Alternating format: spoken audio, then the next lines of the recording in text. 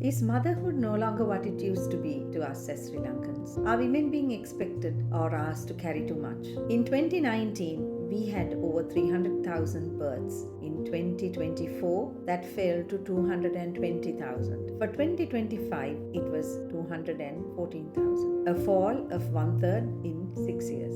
What does this mean? Apart from being an aging population, what impact does it have on society that we as mothers, as women, are missing something here? Why are women having less children in Sri Lanka? That is the issue. On one hand, we have the career aspirations, which are to be expected. We have an issue, a real issue of achieving an optimized work-life balance, whether we are running businesses or whether we are engaged in a career. That is on one side. Women have questions about motherhood. How long can I wait? Is my biological clock ticking? Am I being seen as less of a woman if I focus on my career instead of aspiring to motherhood early on? Now, these are questions which are very valid, but at the same time, it helps us to understand the transition women in the country and elsewhere in the world are going at this moment of time. Childcare is expensive. Women study longer. They work.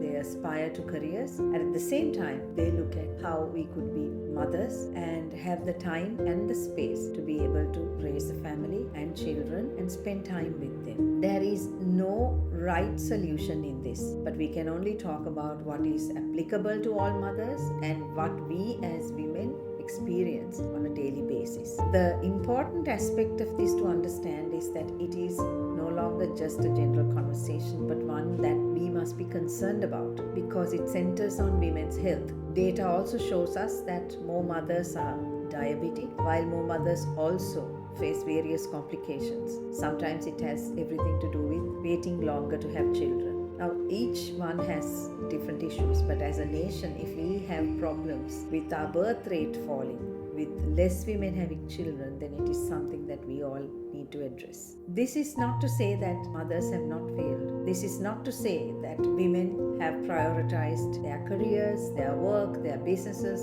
over raising families. This is to look at how, if there is an issue, and there clearly is, how can we do this better? How can we mitigate, and how can we make sure that mothers, or rather women, have the ability to be able to engage in a career, build a business, and at the same time have children and raise families? Because one thing that we don't want to do is to let our biological clock run out and then to realize that it is not possible to have children after a certain age. No matter what Hollywood tells you, it's not always a good idea to have children late, because you need to find the time to be able to spend with them. You need to be able to invest your time in your children. And that calls for a healthy motherhood, one that in which you can really give yourself to your children. It's no longer just a problem for women, it's a national problem.